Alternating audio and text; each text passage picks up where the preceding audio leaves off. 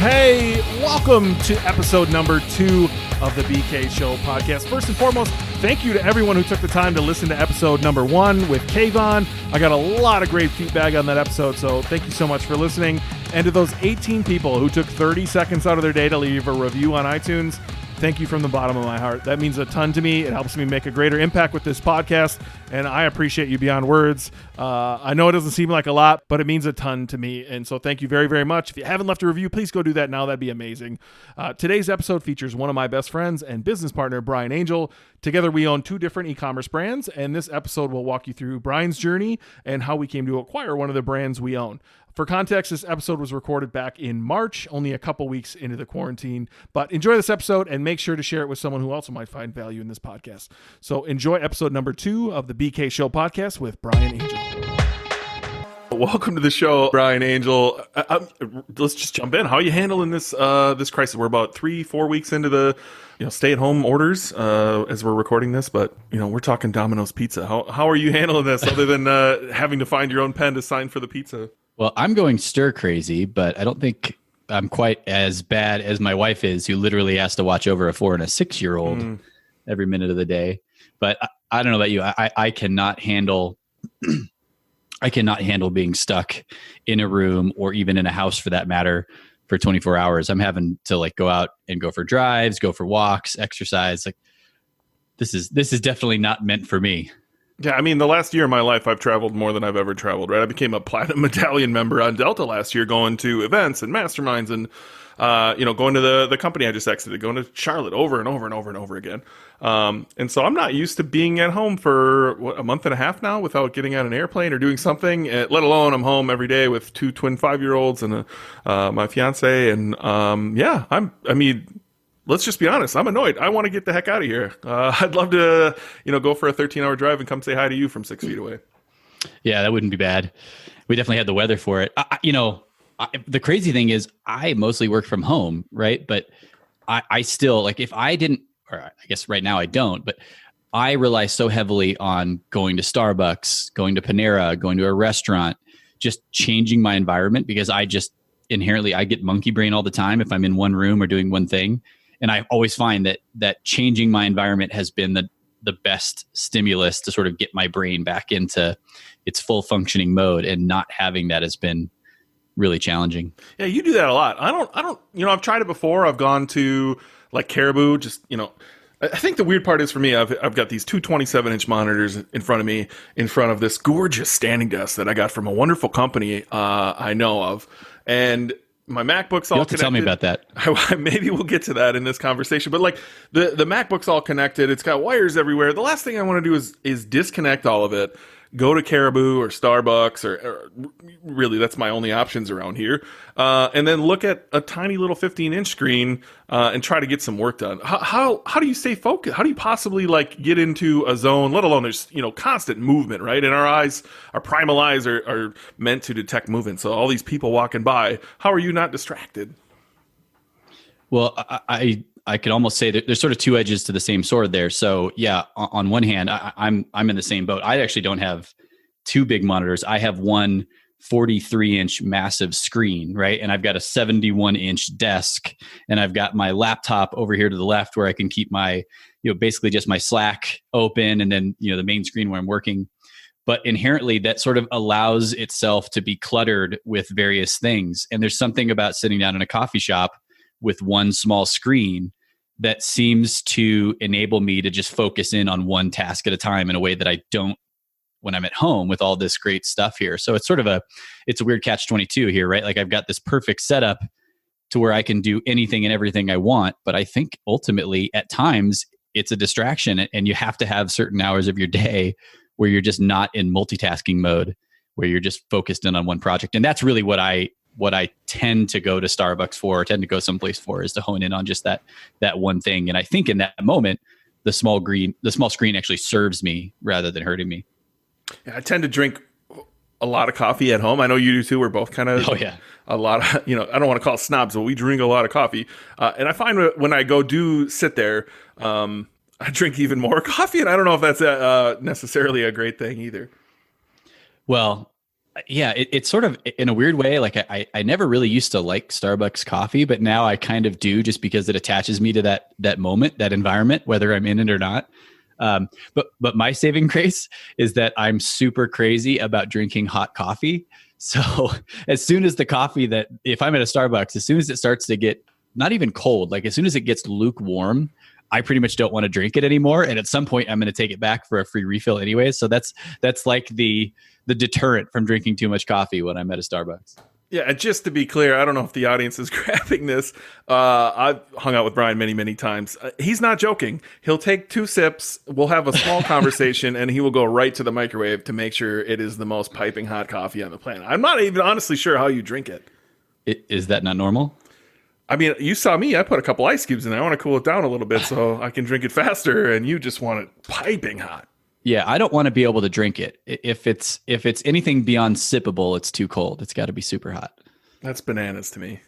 So, hey, I wrote down a note of like something I want to tie back later on, like the whole working from home thing of how your kids may or may not be bothering you a little more than normal, but how that's turned into a really cool ad strategy for us. But I want to take it way back. I want to hear the story of Brian Angel. The point of this podcast is to tell entrepreneurial like stories, man. I want to hear where everybody came from.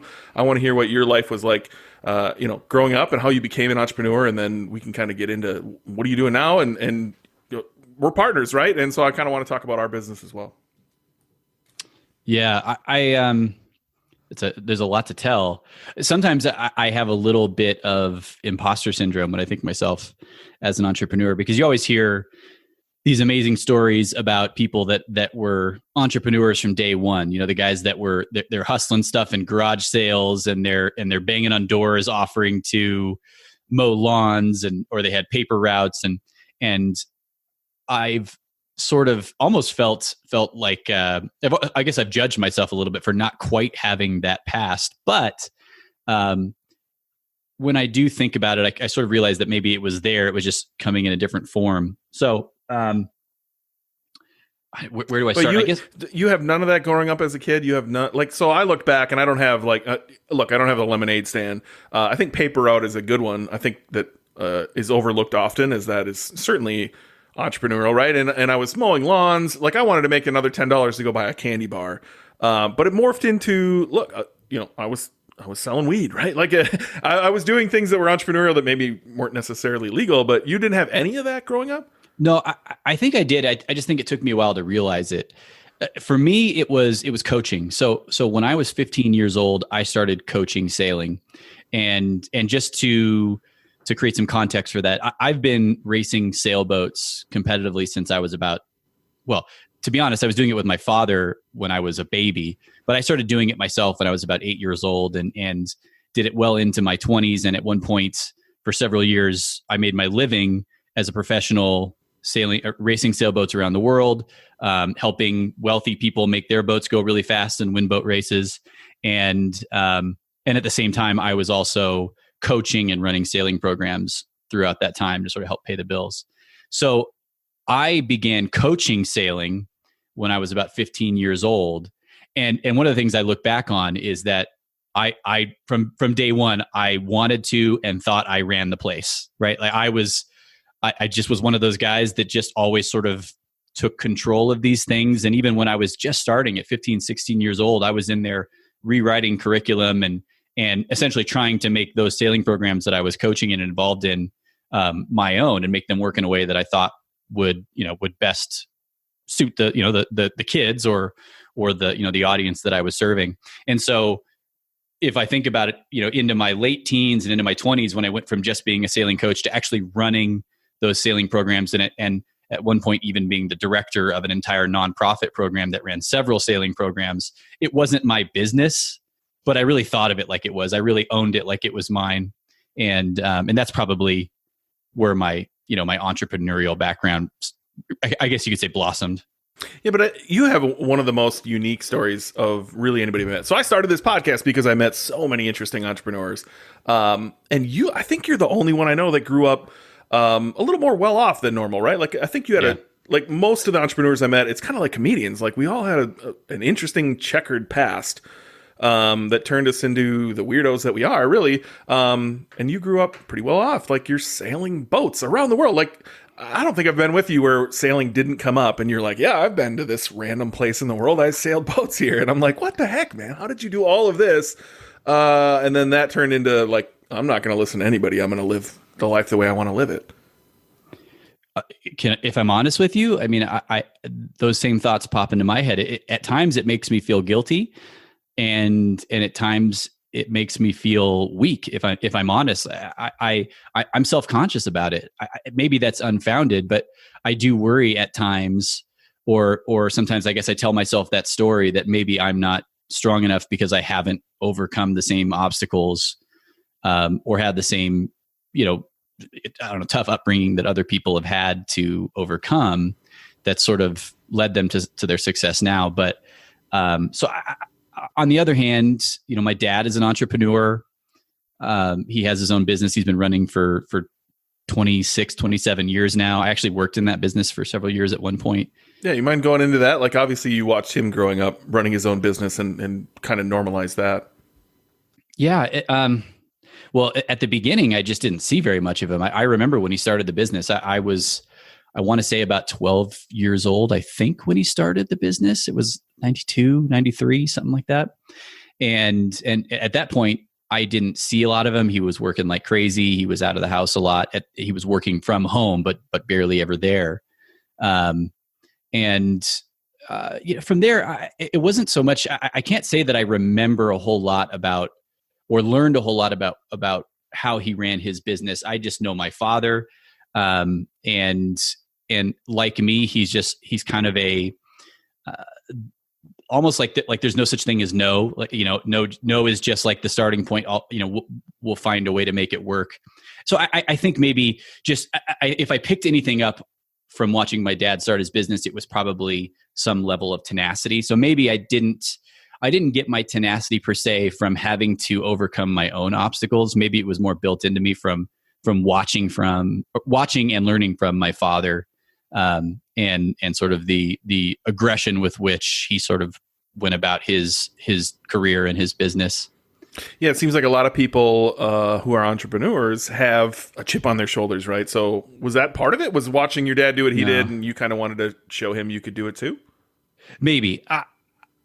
If I'm honest, I would probably admit that there's some level of trying to prove that I can do what my father did, right? That I'm as good as him, or that I can make him proud. I wouldn't say that drives me anymore, but I know it's there. I know it's in the back of my mind.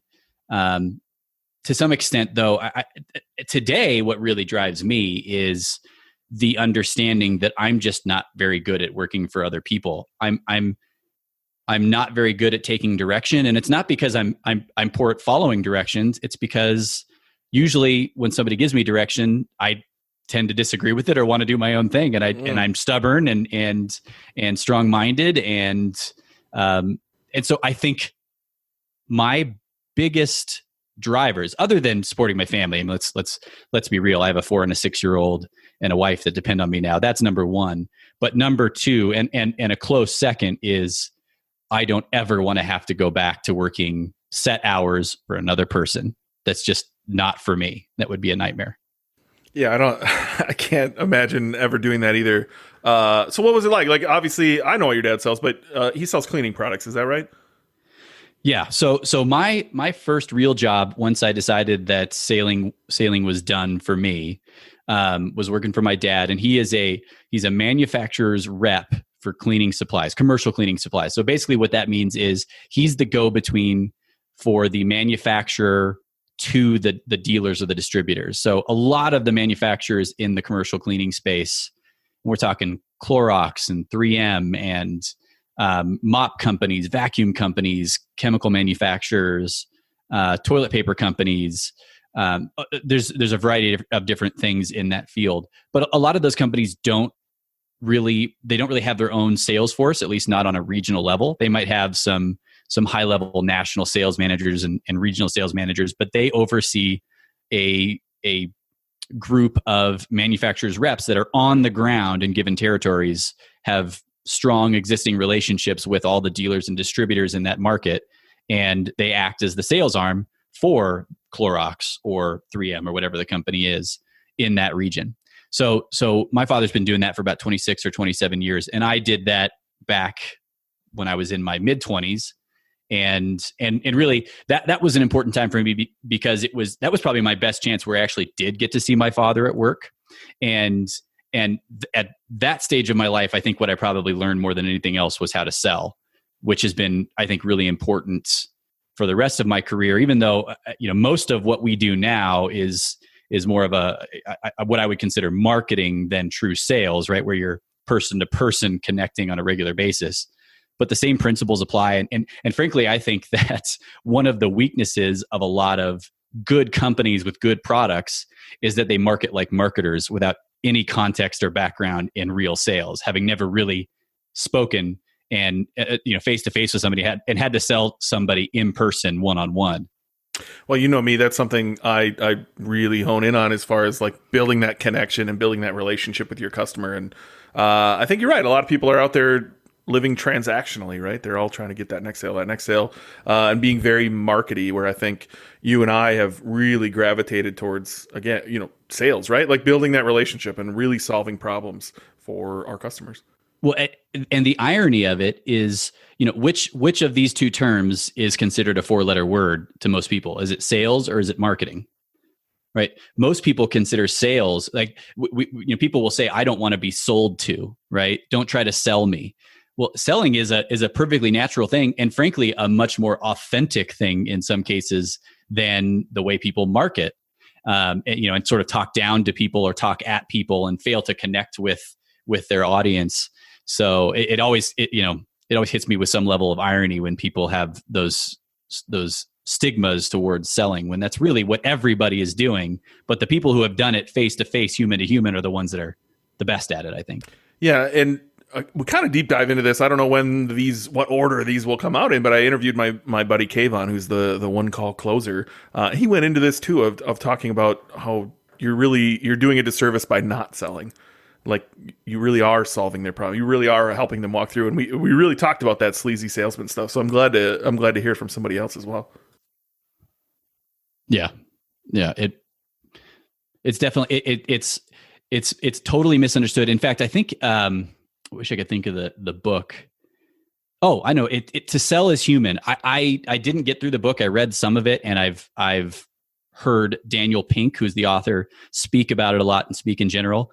And it's all about how it's all about the irony of we all are selling all the time, right? If you're a parent trying to get your kid to eat green beans, you're selling to them, right? Really, selling is just the act of persuasion. It's a very normal human thing. It doesn't have to just be associated with business, and it doesn't have to be associated with, some used car salesman on a dirty lot somewhere in the middle of nowhere. I think it's misunderstood. Look, and there was a time where I honestly felt bad about it. This is what brought me back. I was in a mastermind where people were really getting on my case and telling me it was a disservice not to sell. Like I felt a little weird about it. I felt a little weird that like all the information is out there, and that if I'm going to sell some information, I needed some new tactic or new thing. And the reality is people just want to hear some people's voices, and they don't want to hear other people's voices. They want to see some product. They resonate with some products. They don't resonate with other products. And really that's kind of what brought me back out of the woodwork of feeling like putting myself out there again is like, I'm doing it a service, not selling, right? I'm doing the people who need to hear me, who would resonate with me, but haven't resonated with anybody else. I'm doing them a disservice by not selling to them, by not teaching to them. Yeah. I agree. And it just speaks to the importance also of whatever it is you're selling. Hopefully it's something you actually believe in. Hopefully there's authenticity in the product itself, whether it's physical, digital, a service, whatever. I think as long as that product truly is meant in your mind to help people, serve people in some way, then yeah, why not sell them? Well, I love that term, right? The website's not up yet, so don't go there, but I own AuthenticEcommerce.com as well. Like this is what I want to teach. I want to teach people who are like you, Brian, selling something they truly believe in. So I don't want to jump too far in the head in the story, but that is what you sell. Like you believe completely in what you and I have partnered on for a business. But before we get there, I want to take a step back. How did you transition out of working for your father into like the next step? Because I know you have a bunch of other steps in there where you tested the entrepreneurial waters. Yeah, there was a lot. So I worked for my father for about 3 years.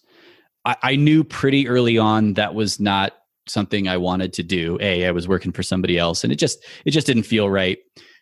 So I went back to school. When I was doing my sailing and doing it professionally, I stopped going to school, which is something I don't regret at all. I'm so glad that I did it. I mean, the experiences that I had were amazing.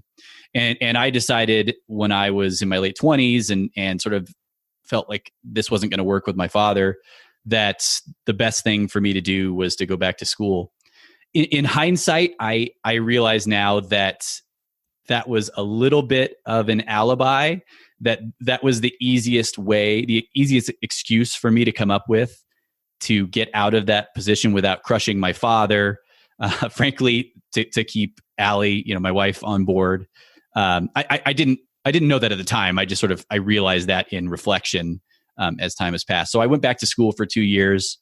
I have mixed feelings about that. I went back into a business entrepreneurship program at Cal State Dominguez Hills, which is kind of it's not a well-known, it's in the California State program, but it's not a well-known program or well-known school, and worked my way through it. I look back on it, I almost think I'm unlearning a lot of the things that I was taught during that time. It was not very helpful. I remember taking, management classes from a woman who'd never managed a person in her life and was a yoga instructor full-time and did this part-time.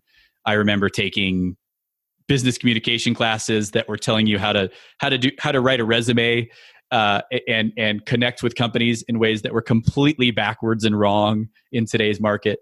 But I went through 2 years of school. It was kind of a good chance for me to sort of reground myself and figure out what I was going to do. And at the end of that, I co-founded a company called Fit3D with one of my best friends, Greg Moore. And that would have been in 2012, 2013. And so basically, my good friend Greg had come up with this concept wherein using these 3D and Kinect cameras that were very new and cutting edge at the time, we could take three-dimensional images of somebody's body. We would literally put them on a rotating platform, shoot these cameras at you, and it would create a three-dimensional image of a person's body, which we would then use to extract all of their physical measurements, the size of your arm, the size of your waist, the size of your belly, volume measurements. And the idea was we would use the image to sort of help motivate people in a fitness and weight loss setting. So we were trying to sell this to gyms, weight loss centers, healthcare facilities, things of that nature. And dumb questions incoming. You ready for them? Yeah, bring it. How is this different than the commercials you see for M. Taylor? It's in truth, the outcomes aren't all that different. M. Taylor they're using just standard images, I believe. I don't know it that well. And M. Taylor was around at the time. And I think if you're using this for the purpose of sizing clothes, you would say that our model was a lot more specific. But even then, I'm not the engineer. I could even be wrong, right?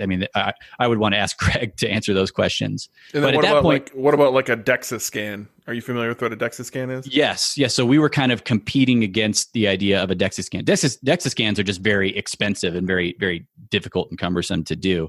The idea was to put these into fitness centers and weight loss centers almost like another piece of equipment, and for them to use it as a means of motivating and bringing in members. And then on the back end, what we were doing is creating a whole online platform where people could see, track, analyze their data.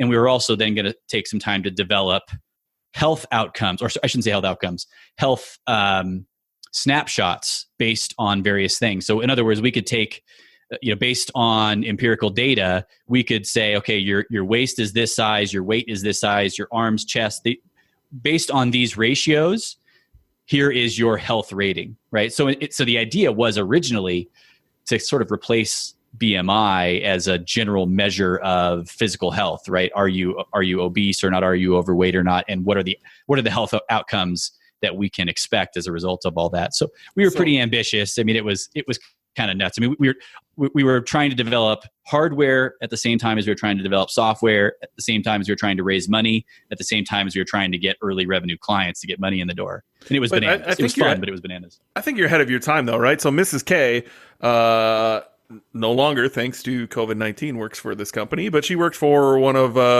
what Peter Keller calls them Globo gyms, one of the name brand gyms in the country.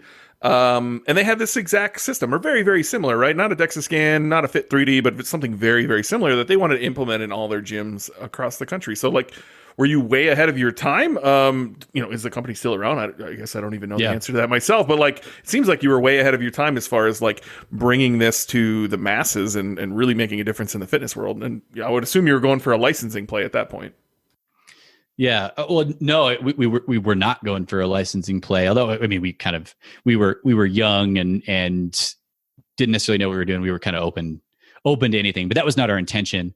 I don't know if we were ahead of our time. Yeah, I guess in the technology we were, and I think where Greg was really ahead of his time as the leader of this whole thing, as the primary founder. I was just a co-founder. I was one of three, but Greg was very much the main catalyst in all this. What year is this? 2012, 2013. Okay. And I think what he understood very early on is that it wasn't the technology that collected the scans. It wasn't the platform.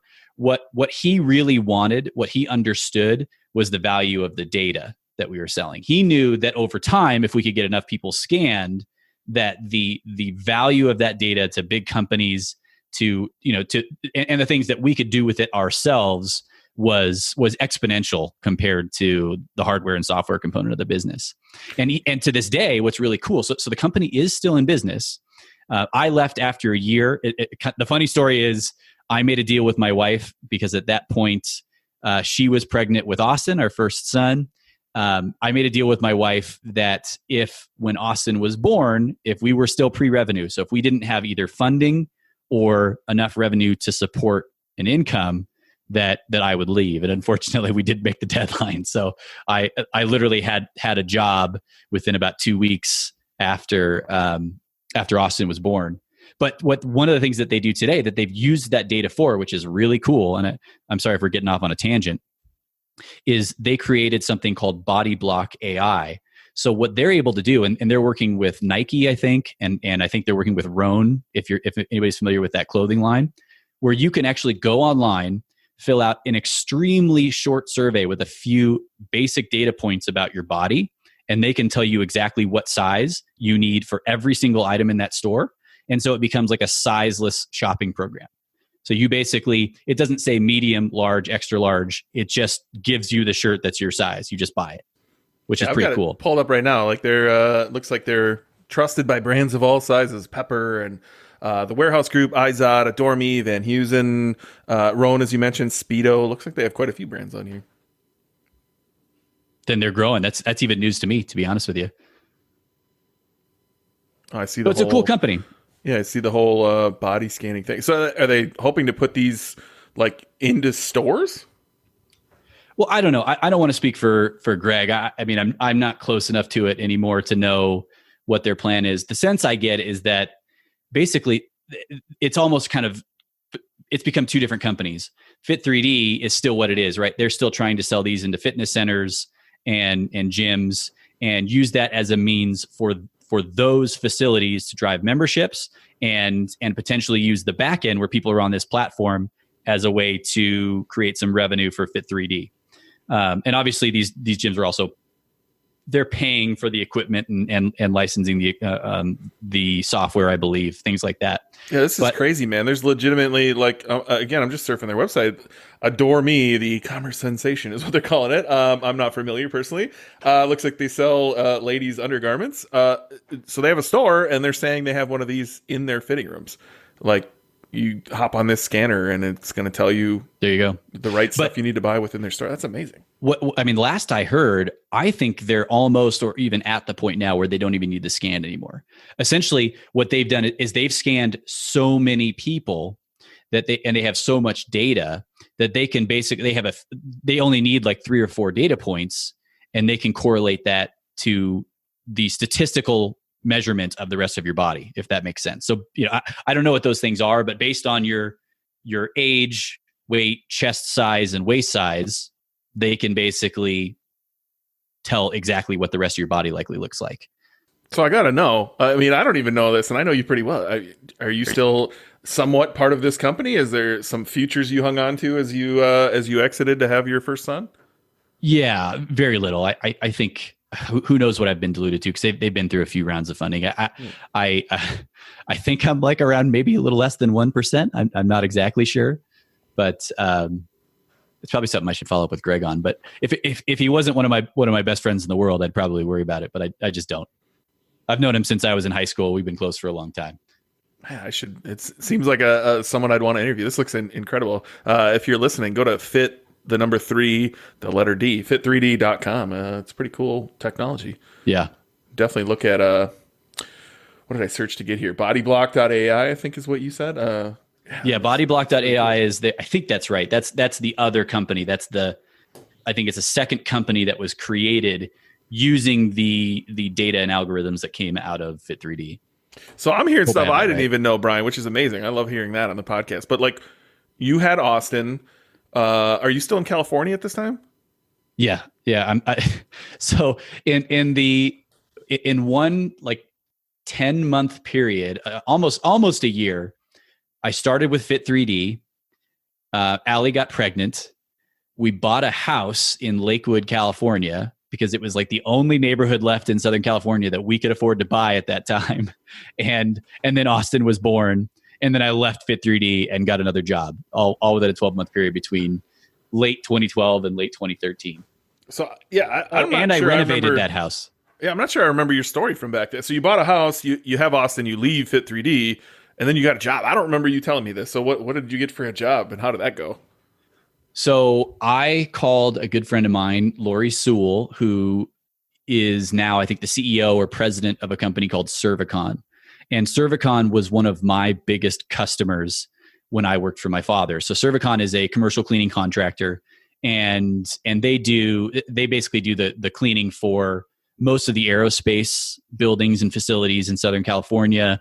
They do a lot of biotech, a lot of hospitals, healthcare, things like that. And Lori was just one of the coolest people I had ever met at that point. She and we hadn't even worked together all that much because I didn't get up to her level very often when I was selling, but we always bonded, and she had a close relationship with my father too. And so I always just knew she would be a great person to work for. And so she was one of the first people that I just called, I believe, out of the blue, saying, "Look, I'm looking for work. What are you guys up to?" And she was awesome. She basically said, "I think I have the perfect job for you. We're trying to develop a whole new training center." They were literally building this LEED Platinum. And if you don't know what LEED is like it's a certification of the sustainability of a building, the environmental impacts of a building. And they wanted to create this killer training and education program primarily for their employees and also for customers and things like that. And if you can imagine, this is a commercial cleaning contractor. It's a lot of low wage, near minimum wage workers in Southern California. It's a lot of non-English speaking people, but she, along with the owner of this company, just had this tremendous passion for wanting to serve her people and educate them and better their lives. And so she said, "I want you to come in. You can help with sales and marketing a little bit too, but I want you to create this whole new training and education program that we have envisioned." And so it was cool. So I came in. I mean, started within like a week or two. It was not much of a negotiation. And the irony of it is that I don't even know that I ever really did what I was supposed to do. I mean, I came in, and thankfully, the only reason I worked there for 2 years. The only reason I survived was because Lori let me kind of do what I wanted to do. She just sort of, not directly, but she just sort of supported me and knew that I was always, anything that I did was always supposed to be in the best interest of the company. So I got heavily involved in some of the marketing things we were doing. I sort of put together a a strategy program, because I felt like at that time the whole company was just sort of, it was shooting first and aiming later. So at first I actually ran a whole strategy set of meetings with all of the owners and key stakeholders of the company. And again, I just did this on my own impetus. I didn't ask. I just sort of did it. And she was just like, yeah, go, you're doing great. And it just led into all these different things for the company. And so it was 2 years in a very entrepreneurial role, where I kind of had the freedom to do whatever I wanted to do. And I really didn't get much done, like I said, in terms of the training and education program that they had envisioned, just because it seemed like that was a little bit secondary to some of the other things that needed to happen for the company. And I'm just thankful that Lori tolerated me. She was like my biggest fan. and to some degree, I think we were kindred spirits. I think she's kind of the same way. But even then, even in those perfect circumstances, working for a great person around great people, I had some great friends that I worked along with. I got to do whatever the heck I wanted to do. I still was miserable. I mean, if I'm honest, it just was not for me. I still didn't like working for somebody else. So around 2 years into that, we started getting calls from Allie's father asking us to get involved in a business that he was doing. And he and now his deceased wife, Allie's stepmother, they had all kinds of grand plans for some new businesses. They're in the healthcare field. He currently owns a compounding pharmacy, a very how would I say this, like progressive health facility. What's a compounding pharmacy? I don't even know what that is. So compounding is how pharmaceuticals used to be made. Instead of being sort of mass produced in pills, they're custom made to the person. So the really common things that come out of most compound pharmacies would be like hormone therapy medications and things like that, custom pain medications. I'm butchering this a little bit. It's been a long time since I've been in the business, but it's all about tailoring the dose, the substrate, and the medication to the person and to the specific set of circumstances, as opposed to just sort of mass producing mass producing pills for the average person. And by nature, they tend to be involved with very progressive, forward-thinking doctors that maybe that are engaged in more modern type treatments than just the personalized traditional healthcare too, right? Like yes, yeah, very, very, very much like functional medicine, very all-inclusive medicine. It's not just okay. Sounds like you have this, so I'm going to give you this. It's more like okay, let's find the underlying problems inside the person. Which, knowing you as long as I've known you, that you're, very much into that style of medicine, right? Like you're very much into functional medicine and truly, deep diving into your health. Absolutely. And frankly, a lot of that was also brought out by Allie's father and stepmom, Lynn. And so right around the end of that time when I was at Cervicon, she passed away, and she was just a massively important person in the business. And so he basically asked us to come up and get involved, which we did. So we moved up to San Luis Obispo, California. We weren't even there for a year. I mean, it was a really short time, but that's where the business was based. And we got involved, and the main venture that we were involved in, it didn't really work out. The partnership that he had with other people was kind of doomed to fail from the beginning. I think they just weren't really well aligned partners. But Allie and I always kind of say that was meant to happen, right? Even when I left Cervicon, and at the time she was working for a big internet marketing company called W Promote, which is based in El Segundo. She was actually their CFO at the time. We both agreed that at that point we were looking for a way out, and we kind of had a sense that it was a 50-50 shot that this was going to work out, this venture that we were going up there for. And we just sort of looked at it as, okay, this is the catalyst we need to get us out of this working for other people situation. If this doesn't work out, then, at least now our ass is under the fire. We have to do something to to make money for ourselves. And we'd always wanted our own business. We'd had tons of ideas over the years. We both sort of had that entrepreneurial draw, and so we always kind of knew that this, we could have been in a position within some period of time after leaving our jobs, moving up to Central California, starting with this company, that we might actually end up having to move on and do our own thing. And that's what ended up happening. Yeah, but how, to put that in perspective, number one, you're living in California, which as a Wisconsin boy, sounds expensive and terrible, other than the weather. And then you have a 2-year-old son on top of that, right? And so it couldn't have been an easy decision for you to just say, yep, we're just going to risk it all and hop into this company. Honestly, maybe it was. I don't remember it being a hard decision. I mean, certainly we had a few hard conversations, but it was the challenge was not believing that we could make something happen. The challenge was knowing when the writing was on the wall, right? The challenge was coming to the realization that, okay, what this is, what we're doing now, this is disintegrating. Let's not ride it into the ground. Let's acknowledge that, and let's take action now, which is essentially what we did. And we also, we had both done really well. We made a lot of money in our time when I was working at Servicon, and even for the startup. And Allie made a lot of money at Wpromote. We saved a lot of money.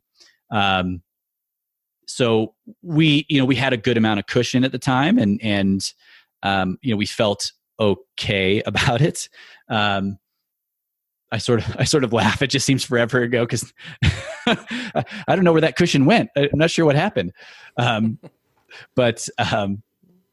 Yeah, it was not a hard decision. I feel like we were sort of waiting for it to happen for almost a year. We sort of figured it was going to come at some point, and thankfully we took action pretty quickly, and things seem to have worked out pretty well for the long run.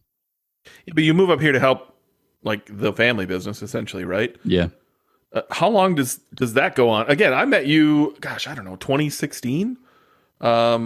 On the internets, right? And so like how long did that go on before you transitioned to, taking a course online to learn how to drop ship? Well, first of all, you make it sound like we met in a chat room somewhere. We did. So this is a little awkward. So help me understand. Which part are you asking about? So you took this risk, go to San Luis Obispo, right? Mm-hmm. Home of Chocolate L, in case anybody ever wants to know that. Yeah. And then how did you go from there and transition to, wanting to work online? And you're in Colorado. Like, how did all of that transition happen? Yeah. So if I would say that we were considering and testing various online business ideas throughout the time that we were in San Luis Obispo. And I think if I recall, it was kind of implied that as part of us working up there, that we would also sort of be free to entertain our own ventures. And in fact, I even remember there were a couple other opportunities that came up with Allie's dad. Aside from what we started, we actually considered partnering with them on some other businesses wherein we would be the online arm of the company. We would sell things online, and they would manage the in-person stuff. So we kind of had our eye on it the whole time. And, as far as the transition from it just sort of happened organically. What I'm not including in the whole story is that we had sort of been daydreaming about this for years, probably. And Allie, having been working for an online digital marketing agency for years, we were kind of closely tied to the industry and had a lot of connection to it. So it was always there. It just got more real as we sort of got to the point where we realized that the things that we were doing just weren't working.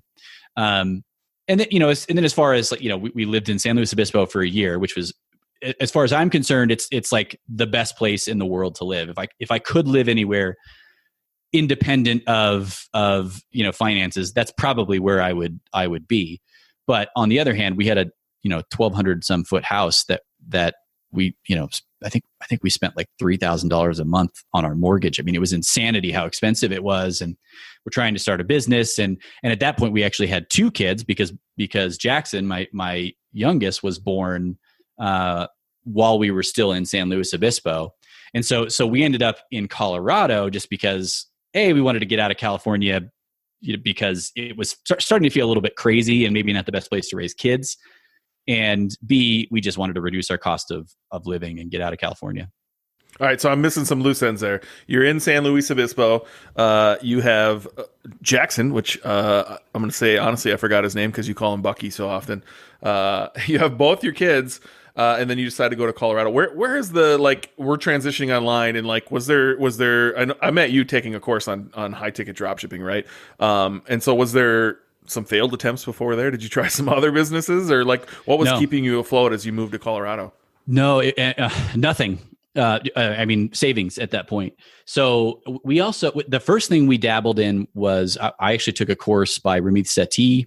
I'm trying to think of the name of the course. I can't remember exactly, but it was an early entrepreneurship program designed to help you come up with the concept, the idea, figure out what niche you want to be a part of, what your unique selling proposition is, develop a basic business plan around it.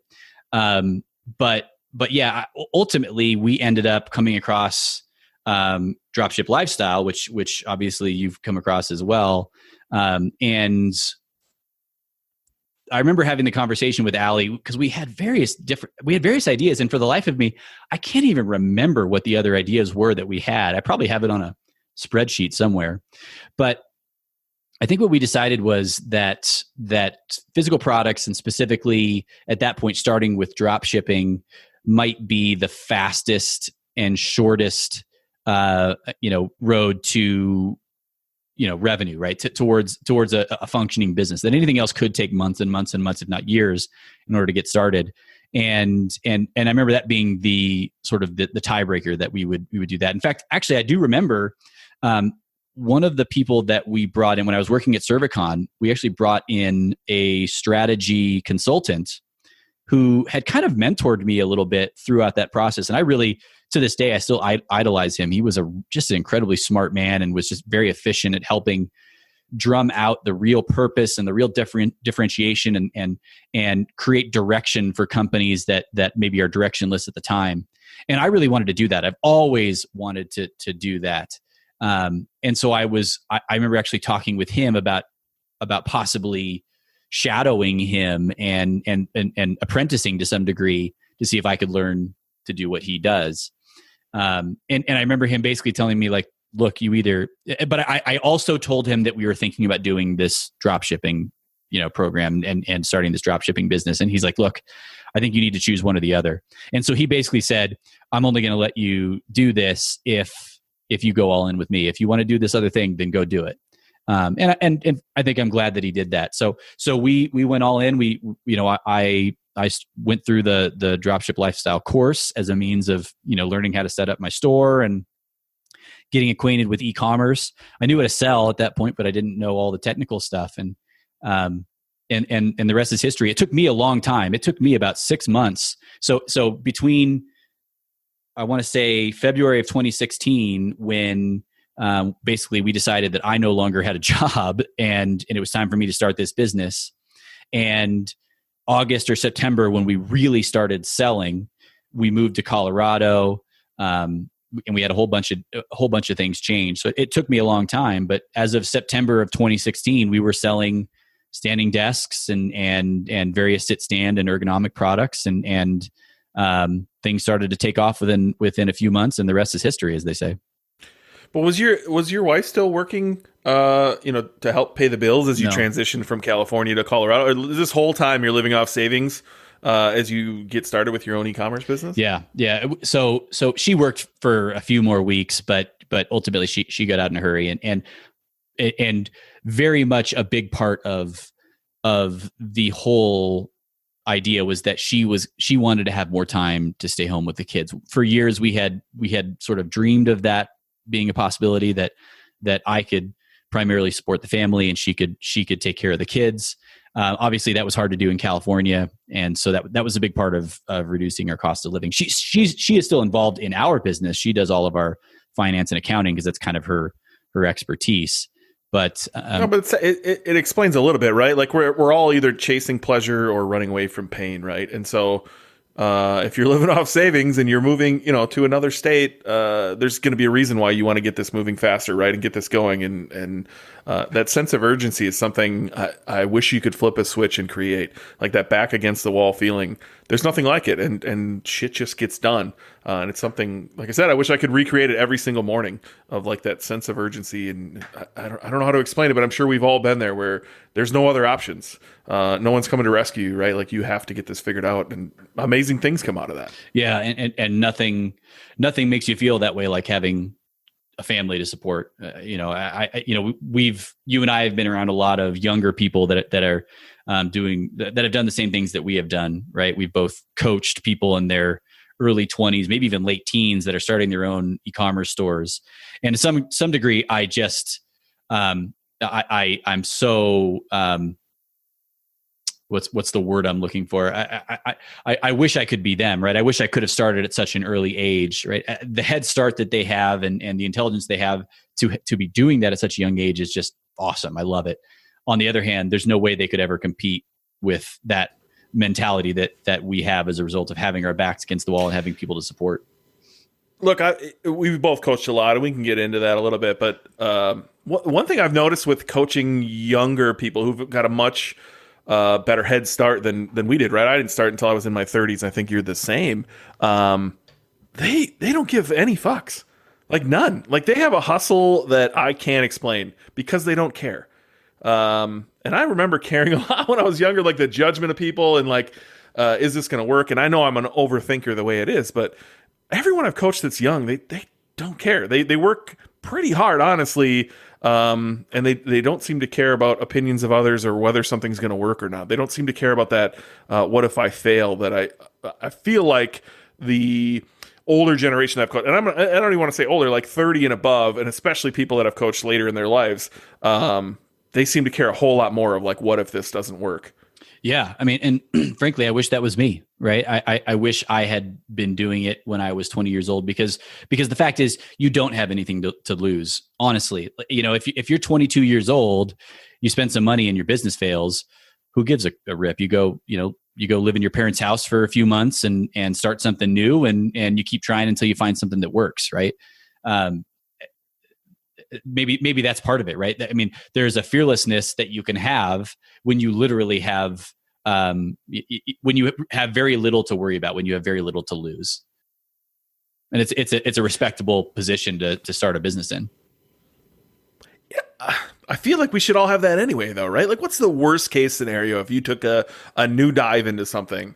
Like, if you painted out that worst case scenario, how long would it take you to get back? I think that's in like the 4-hour work week or something, right? Like write out the worst case scenario and how long would it take you to get back to where you are now? And I don't think it would be that long, right? And then maybe you'd be able to minimize that risk. But I envy those young folks who got a good start. I just got done consulting with a couple brothers that are like 23 and 25, and they have a big business. And they work harder than most people I know. They just have another gear. And I'm definitely envious of that. I wish back when I was 23 or 25, I wasn't, drinking a lot of beers and playing a lot of online poker, that I was, growing the business of my dreams.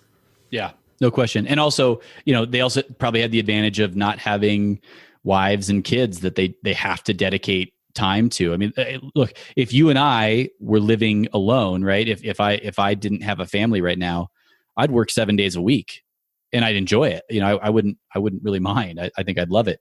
But I love hanging out with my kids and my wife even more, and so there's. Yeah, but you kind of bring that 7 days a week to your kids, right? So I went out and visited Brian, spent a good 4 or 5 days at your house.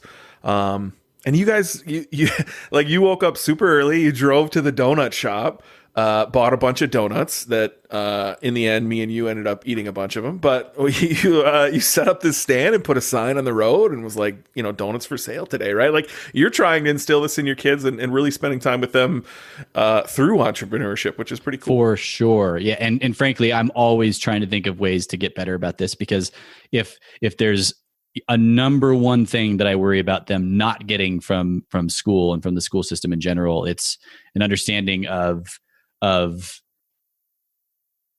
how to create value in the world as a means of, supporting yourself, so to speak. So it's like maybe arbitrage is kind of the word, but I think that has a negative connotation. It's basically creating value and finding ways to then, get things in return for creating that value. So, yeah, I mean, we tried the donut shop thing. We definitely, it wasn't perfect. We built that whole thing around a trip to Disneyland. So we basically said, if you guys raise enough money, we'll buy tickets to Disneyland and go. And what we found is that at that time, a 3 and a 5-year-old really struggled to see 6 months into the future and get excited about going to Disneyland way out in the future. So we've learned now that if you're going to do that, it's got to be for like, we're going to sell donuts today and then we're going to go buy some Legos. And they're going to really internalize the value of the work they put in and the money that they earned in that scenario. But I'm always looking for ways to try and deepen that understanding, because I think that the hustle that comes out of that and the understanding, I want them to know in their hearts that there are infinite numbers of ways to support yourself and to make money in this world. And I want them to feel like they can access any of those things when they need it, right? I want them to be fearless, like those people that you're talking about, because this doesn't work. They've got idea number 2, 3, 4, 5, and 6 on the list. The weird part is like trying to explain it though, right? So your kids are around the same age as the twins that are in this house. And really trying to explain, like, we've spent a lot of time together now that we're all quarantined to our house, really trying to help them understand the value of money and how we're exchanging value, right? Like they're addicted to their Alexas. And I don't blame them. If I was a kid, I'd be addicted to my Alexa too, singing songs and dancing. And sometimes we have to turn them off. If I'm in a very important meeting, I want to make sure, like right now, they're not using their Alexas, right? I want to make sure this is getting recorded well on Zoom. And so trying to help them understand what do I do all day, how I'm exchanging value in the world, how some people have jobs and some people create the jobs, and like a shirt showed up today. I bought a long sleeve shirt. It's still a little brisk out here and I like to walk every day, and we were trying to explain how this shirt was value to me, right? And I exchanged money for the value. And boy, it really takes you to a special place when you're trying to instill that in children and help them understand the value exchange, and that you can do a million different things and create value in this world. Yeah, it's much easier with our 6-year-old than it is with our 4-year-old. There's no question about it. My feeling is they mostly don't get it. We always have this conversation, Allie and I, where she'll kind of hit me with, they're not old enough. They don't understand, right? Or their brains aren't developed. I remember having the conversation of about cause and effect, right? Somewhere in the range of like 2 to 4 years old is when kids start to understand the relationship between cause and effect, right? If I do this bad thing, I'm not going to be allowed to play with this toy or watch TV, right? They don't make the connections until a certain age. And so Allie and I always had this ongoing debate, right? She's like, well, look, they're not old enough. Like, stop trying to get them to understand. And my response was, look, my feeling is that this is a matter of quantity over quality. At some point, they're going to get it. I don't know when the moment is that it's going to click or it's going to start. Please tell me when they get it, Brian. But you know what? I'm just going to keep trying. Eventually, hopefully, they will have heard it so many times that it'll just be in there. Whether there was a light bulb that went off or not, I don't know. But hopefully, I said it enough times, I reinforce it often enough that they get it. And you're right. Now is like the perfect time to be working on these kinds of things, because it's, they're all home and it's not something that they're getting while they're at school. That's for sure. 100%. Yeah. It's not something they're learning. And we're trying to do the same thing. Teach them stuff that they're not going to learn when hopefully they, go to kindergarten next year, back to school next year. But I mean, here's the other thing, right? We're sort of reinforcing my point. I mean, the fact that we just spent 10 minutes talking about this reinforces how it is harder to put 100% of your focus into your business when this is more important, right? When you have kids that need to learn these things and they need connection with their parents. And frankly, my kids are 6 and 4 and they're still cute and they still mostly like daddy. I know it's not going to be like that forever. And so being an entrepreneur with a 6 and a 4-year-old, it has its advantages and it has its disadvantages. The advantage is my back's up against the wall and I will literally do anything to make sure that my family is supported. The disadvantage is I spend a lot of my, my mental capacity, a lot of my time goes to them, and I'm okay with that. But that's the trade-off of being an entrepreneur in your late 30s as opposed to your early 20s. But do you think there's value in showing them that like doing what you love is important as well, right? Like finding time for yourself. Like I fucking love e-commerce. I could stare at different marketing strategies and like brainstorm stuff all day long. I'm always have a podcast going. I'm always looking at one of my screens or reading on Twitter. Like e-commerce Twitter is incredible, by the way. If you're not part of that, go join that. I'm always consuming, and I really, really enjoy it, or I'm always pontificating. And so I think there's value in showing them that, like, spend time doing what you love. And for them, it might not be entrepreneurship. Like this, I'm very, very fortunate to have found what I really like to do, and I'm pretty darn good at it. Like that's something amazing. And maybe for them, it's dancing or whatever it ends up being, singing or something like that, right? And I think there is some value in not spending time with them and really investing in yourself too, and kind of showing them that that's important. Yeah, no, that's true. And frankly, some of that they just sort of probably watch and see, right? And some of it probably means you have to sort of bring them into the room a little bit, which is something I need to do more of. I'm starting to, like you alluded to earlier. We actually just shot a little video with the kids for one of our businesses, for In Movement. So I'm kind of excited for that to go online and to be able to show them that and them to sort of get excited with me. I hope that they have the same entrepreneurial spirit that you and I have. If they want to be a doctor or whatever, that's fine. Frankly, it's not all that different, right? I just want them to have that entrepreneurial spirit that if I find some way to create value in the world will take care of me. If they get that and they find something that they can be passionate about and that doesn't suck the life out of them, which it does for so many people, then I will be the happiest father ever. I think that's what it's all about. And I'm with you on that last point, right? Like, I don't care what it is. Whatever it is that makes you happy is what you should be doing. I know too many people who are in a situation like I was in. Like, you're just trying to make ends meet. You're just trying to get to that next paycheck. You don't really see a way out. And it's scary to take those risks, but like we all have a talent within us, and it might be a really weird talent, like underwater basket weaving or something like that. But you're great at something, and you're also really, really enjoy something. And if you can marry those two, I don't care what it is. I don't care whether you're working for someone. Honestly, I just want everyone to be happy. I think that's what it boils down to. And so, but I do admire like the entrepreneurship you're trying to instill in your kids at the same time. That it's what I strongly agree with, that you don't need to work for somebody, that you can create value in a million different ways. I hope this podcast shows that there's a bunch of people I want to interview that are doing some really, really weird things. Like they record a very niche Minnesota Twins podcast, and they put it on Patreon that you pay $1 to listen to them talk about the Twins when they're not even playing.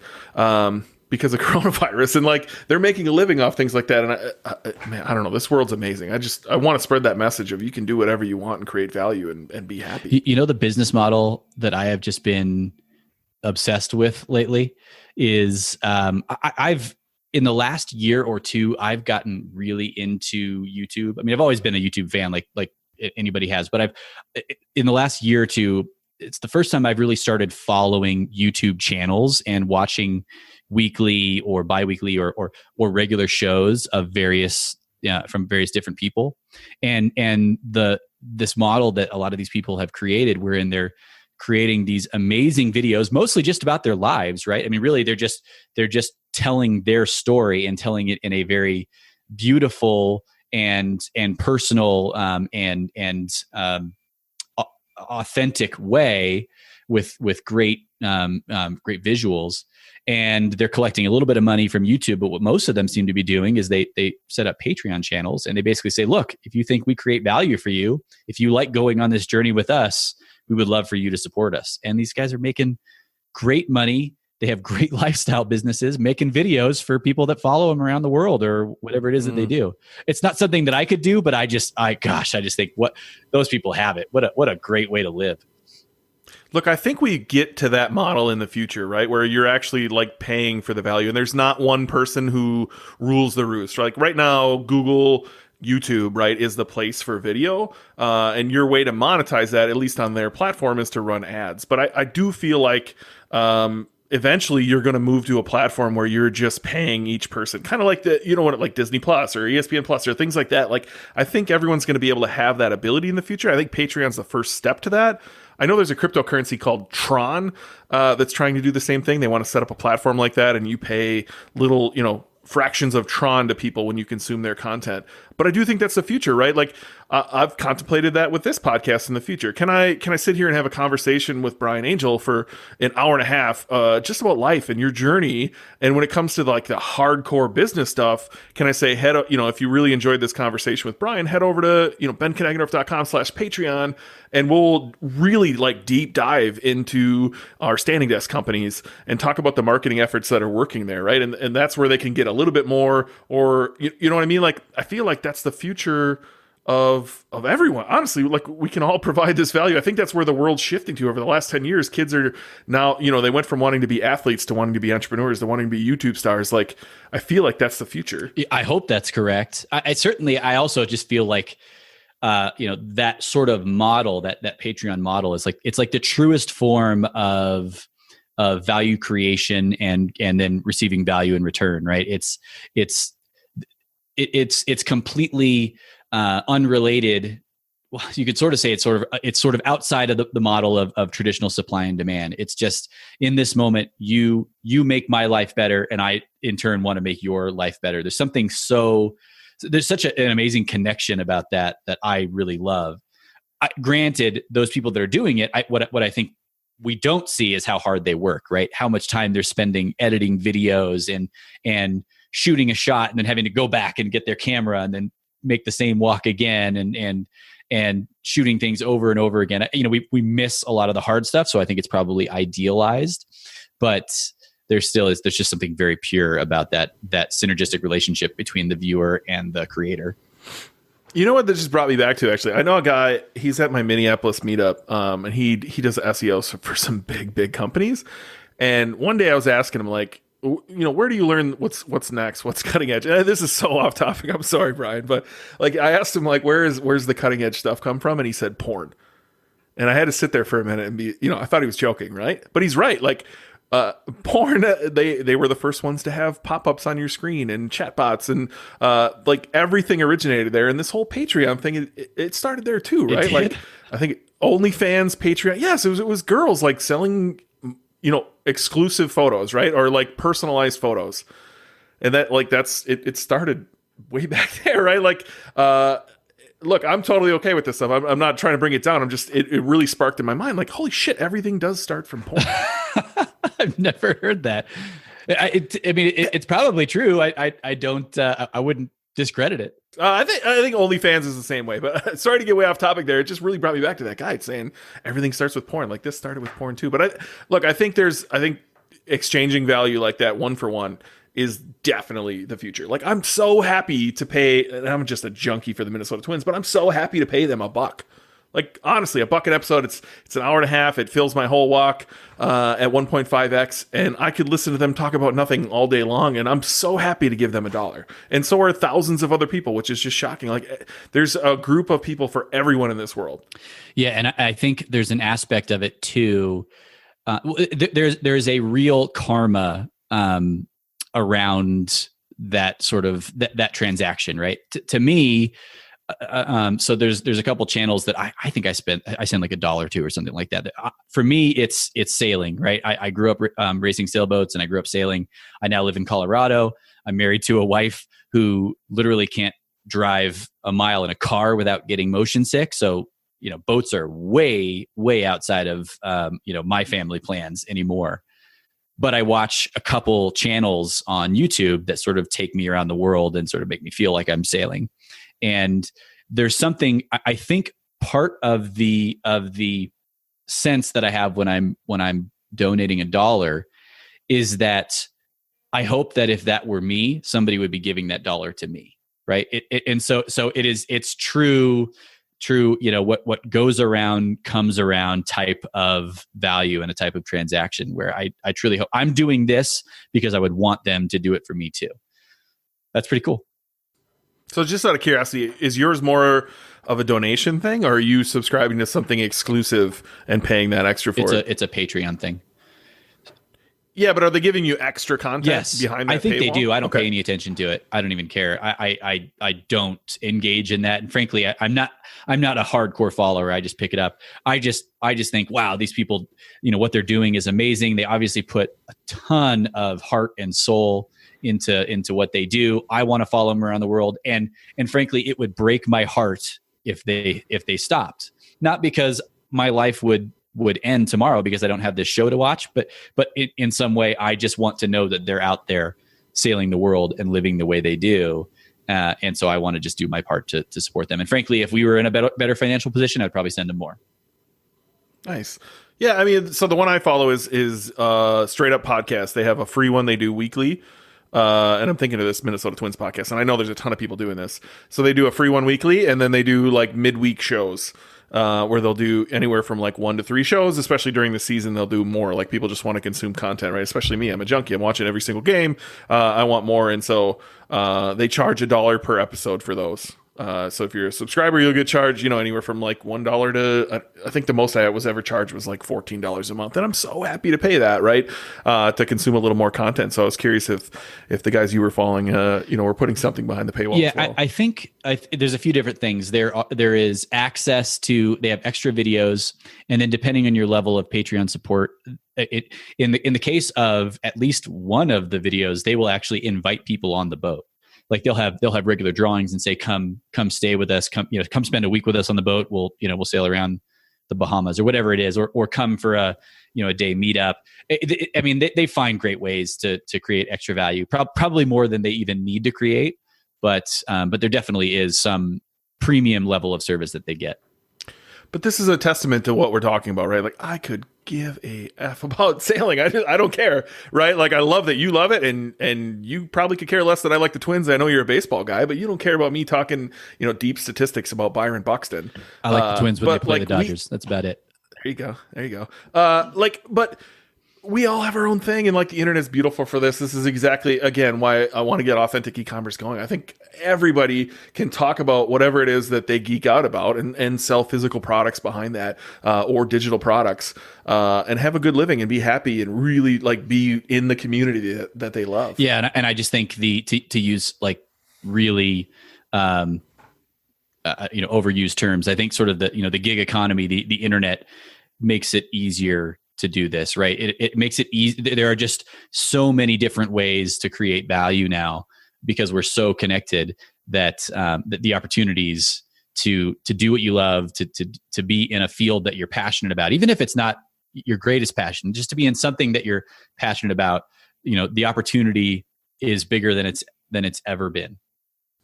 Look, and you took a path that I took as well, except you took it in something you actually care about. So let's circle all the way back. We kind of went on a long tangent there, but that's fine. You started with a company, standingdestination.com. If anybody wants to check out Brian's company that he started with, dropshipping. And now together we own standingdestination.com, and we own a brand of Standing Desk and Treadmill Desk, inmovement.com. But you started, from the dropshipping model. You started selling other people's products, and this was your entry into something that you care a lot about, which is movement and staying healthy. Can you talk a little bit about like how, the fact that you actually care about this stuff helped you, cruise along in the beginning and helped you grow this company? Yeah, I mean, for me, the process of figuring out what I wanted to do, what Ali and my first business was going to be, it began with, it began with what niche or what product or what is the value that we want to sell, right? Before we started talking about the model, and we had a lot of different ideas, and so. For me, when I was working at Servicon, so going back to that time, Servicon was the commercial cleaning company that I worked for. At that point, I spent a lot of time in front of a desk, and I was one of the early adopters. I convinced Lori, my CEO at the time, to buy me a standing desk. I think it was a Veridesk at the time when they were very new. They were not popular yet.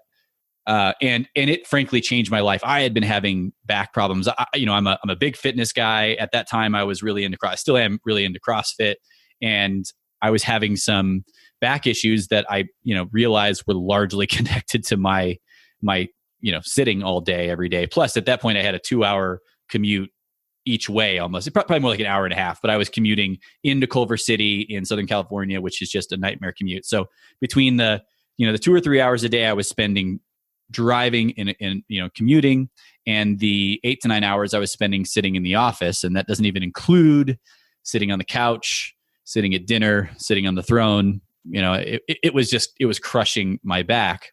So I got this standing desk thinking that it was going to be the solution to my back problems, which in many ways it was. It did help a great deal. But what I found out really quickly was that the greater benefits of that desk were cognitive, and my focus, my concentration, my energy, all these things just started shooting through the roof as a result of not sitting all day, as a result of standing. So I guess that's all by way of saying that, this was, not long before we started this business, and that experience, that was, to me, that was one of the catalyzing moments. That energy and that newfound focus and concentration that I had as a result of using that standing desk, frankly, was a keystone moment in my life that led me to where I am now. So it was kind of fitting that in this stage where we're trying to think, okay, we've got a few different business ideas, but what are how do we really want to bring value to the world? Top of mind for me was, I want more people to have standing desks. I want more people to feel what I feel right now. And so, essentially that led us to start Standing Desk Nation. I was not focused specifically on drop shipping. In reality, I just looked at it as I wanted to sell desks.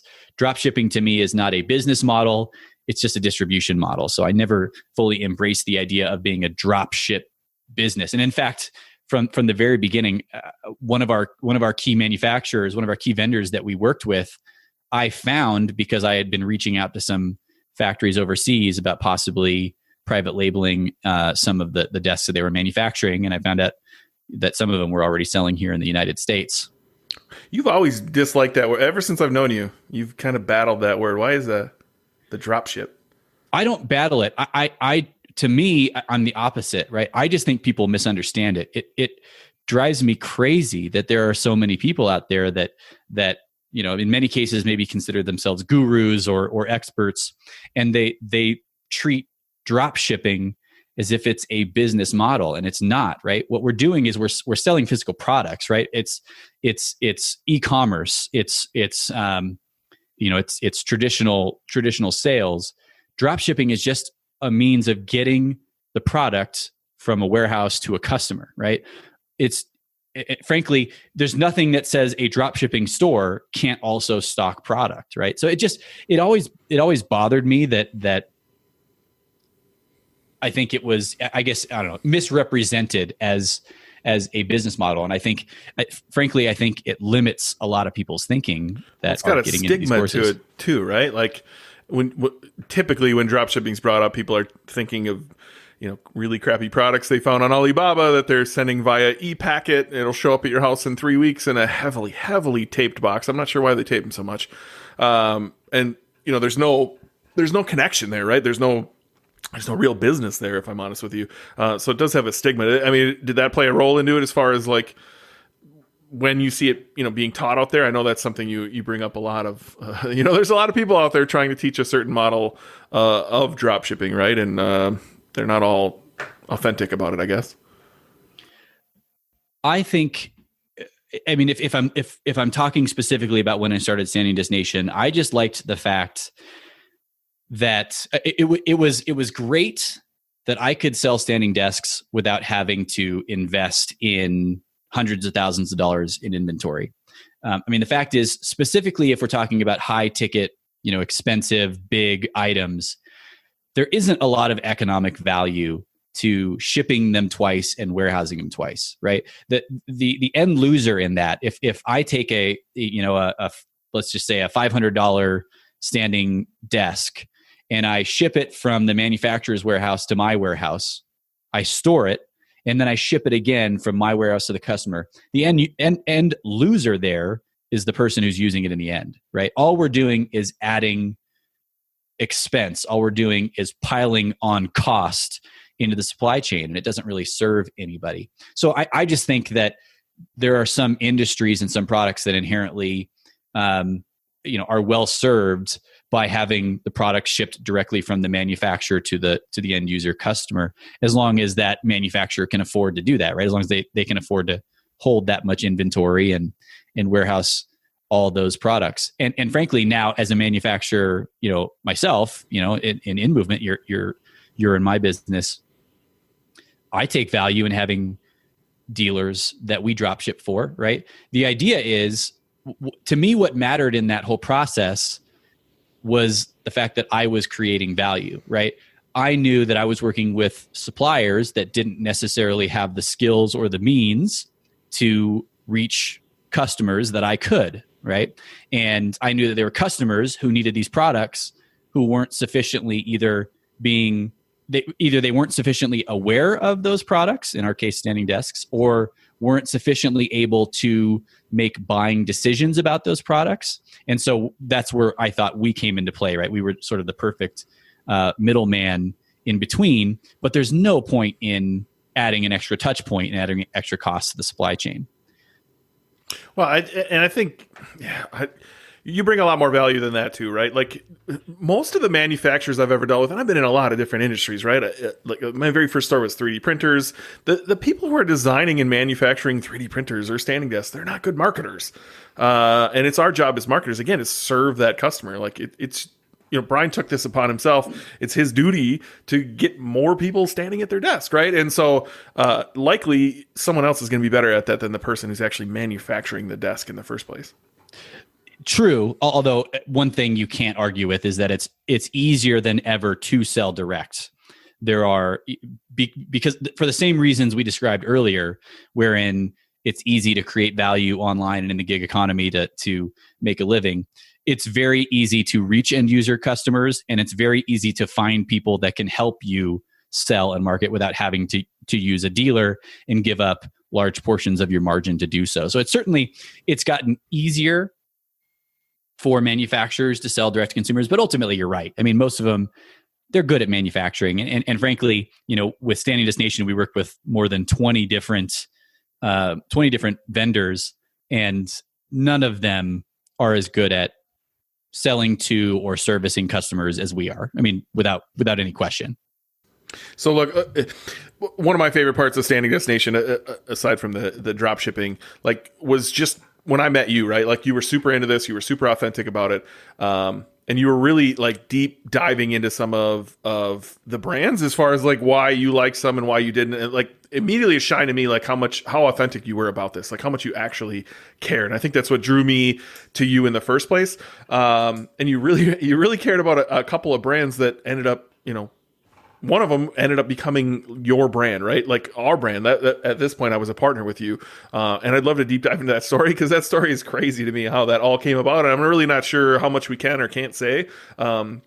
But the fact that you went from becoming this big retailer of Standing Desk and turning this into a decent store, right, that was taking care of you and your family. You brought me on as a partner to help try to grow this thing, and then this whole brand thing happened. I'd love to tell that story because it's interesting how, number one, how we acquired that brand, and then number two, how we just recently acquired another brand. Yeah. So just to set the time frame, it's now early mid 2020. We acquired In Movements, which is now our own brand of standing desks and treadmill desks and general office fitness products at the moment. Yeah, how far can we deep dive into that? I'm not sure exactly what the lawyers say we can or can't say, because that story is very interesting to me. Yeah, most of it's okay. I think technically I probably shouldn't say the name, but I think we're okay. So we basically finalized that transaction in March of 2019. So we're just now over a year in. On the coldest fucking day on the planet. Yes. We were in Chicago during the polar vortex of 2019 when it was minus 50 something outside in Chicago. We got stuck. Planes weren't taking off. I was stuck for an extra day in an airport, and in a hotel. And I had flown there from Colorado to meet with all these people and to sign the actual contract while we were there in January. And it was so cold that the city shut down and they couldn't even get to the office. And we were literally staying in a hotel that was like 100 feet away from their offices. It was just bizarre. And I drove down in this. I drove 6 hours down there, and like, you know, the whole time my truck is saying -45, -46. I'm like, should I be driving 6 hours right now? What could go wrong? Yeah. It's that early 20s mindset of yours. So yeah, we started Standing Destination in 2016. I started selling In Movement products in early 2017. Maybe it was 2016. I'm not even sure. Very early on, when they were just getting started as a brand. What I would say is In Movement was initially founded by literally the largest fitness equipment company in the world. And at that time, they were getting into the space. Veridesk was the only other real key player. There weren't a lot of other manufacturers yet. And they started building a brand early on. But, you know, the fitness side of the company was a billion-dollar company. And it was part of a multi-billion-dollar conglomerate. It was just one aspect of it. And while In Movement, I mean, they made beautiful products. I'm not being partial here. They made my favorite product, and I always thought they made the best looking products. I was a huge fan of their brand from day one. But they were definitely pumped a lot of money into the brand too, right? Tons of try money to get this off the ground. And if I'm wrong, and if I'm saying something I shouldn't, just tell me. I'll cut it out after the show. But like, this was a former CEO too, right? This was somebody else's brainchild, and then a new one came in and was like, "Why are we doing this?"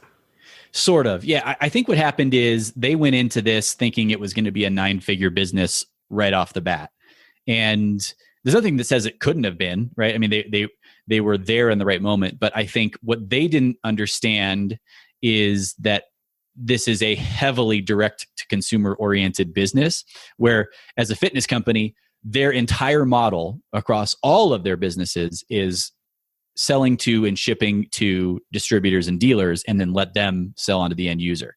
So all they've ever done is ship in bulk quantities. All they've ever done is sell in bulk quantities, and rely on these long-standing relationships with these fitness dealers. And it turned out that they just didn't have any ammunition to sell these standing desks, and the only way to go was direct to consumer. And so that's where things failed. And they spent, I don't know exactly what they spent, but I know they spent many millions of dollars in advertising costs. They had an upscale, high-end loft office in downtown Chicago.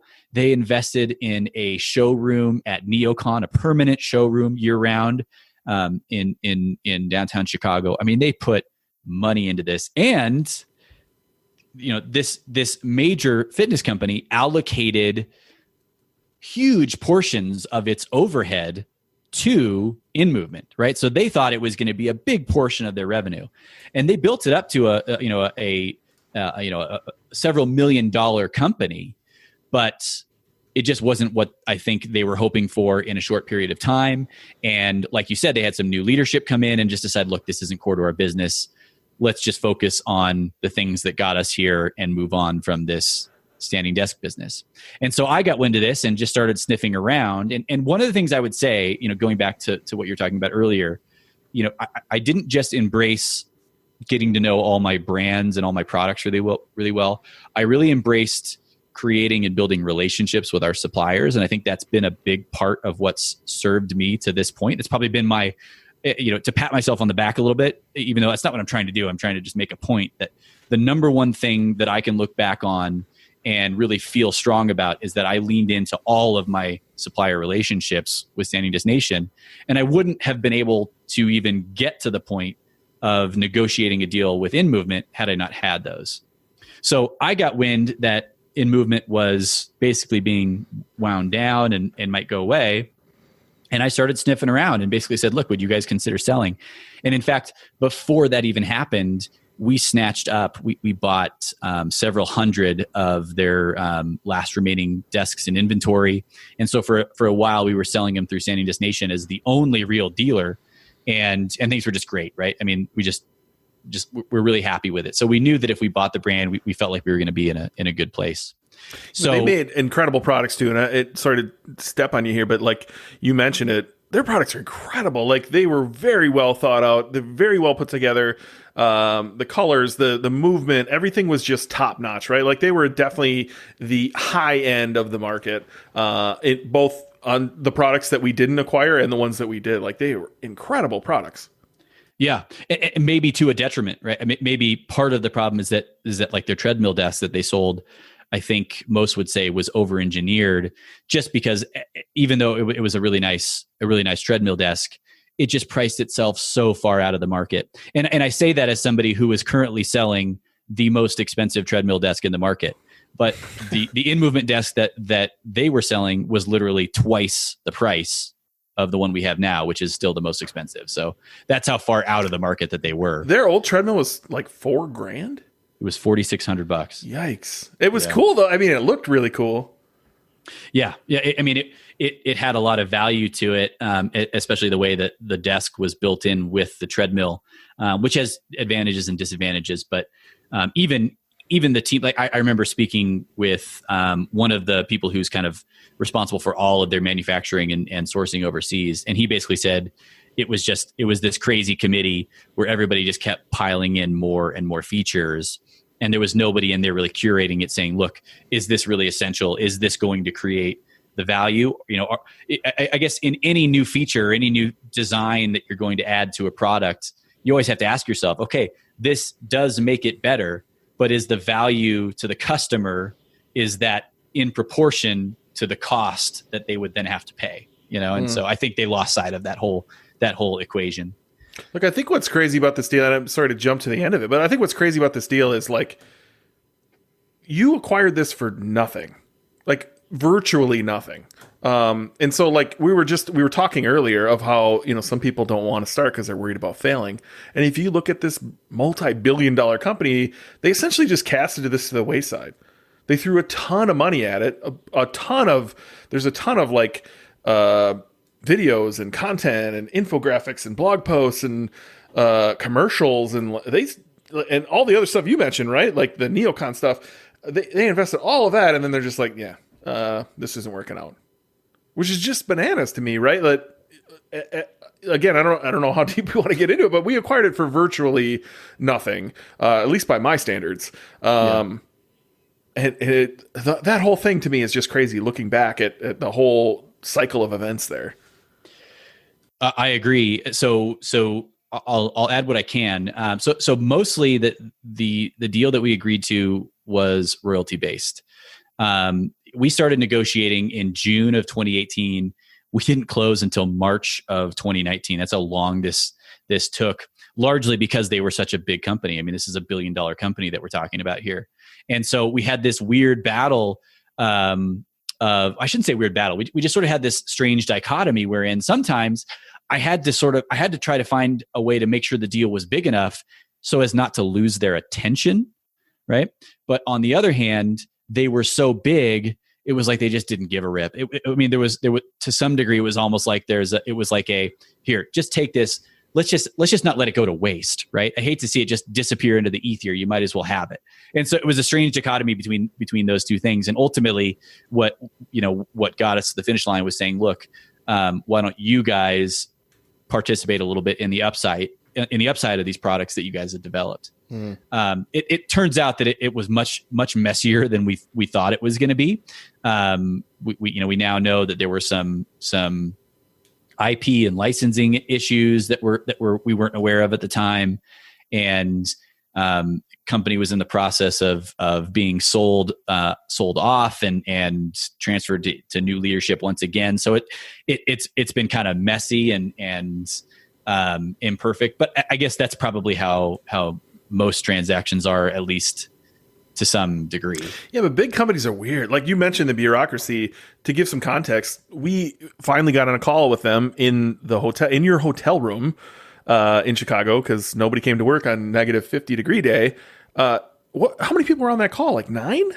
Yeah, I don't know. Just to like answer a few quick questions, we had 9 people on the phone call, right? And then, like you said, it took 8 9 months to get this done, 10 months. That also, diminished the brand, right? Like 9 months of just nothing happening out in the ecosystem didn't help the brand either, right? So bureaucracy definitely slowed things down and caused some headaches along the way. And no question, it was a reason why they had to sell this business, because I'm sure it was a big part of their, it was a big barrier in them being successful from the beginning.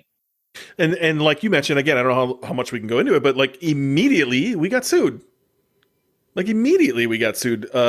soon as we took over the brand by, the Goliath in the industry.